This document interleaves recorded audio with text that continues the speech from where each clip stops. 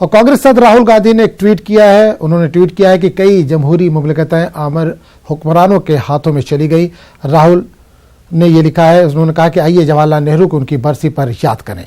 राहुल गांधी ने अपने ट्वीट में ये भी लिखा है कि आइए जवाहरलाल नेहरू को उनकी बरसी पर हम याद करें। मजबूत, आज़ाद और जदीद इदारों के क़याम में इनका अहम रोल रहा। पंडित नेहरू के हवाले से राहुल गांधी ने ये ट्वीट किया है।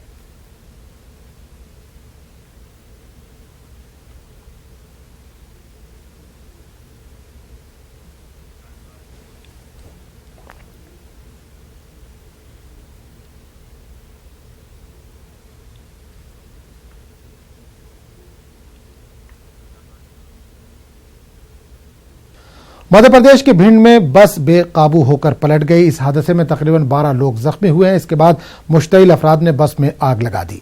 फायर ब्रिगेड ने आग पर काबू पा लिया है। यह हादसा रैन थाना इलाके के मछंड कस्बे के पास पेश आया।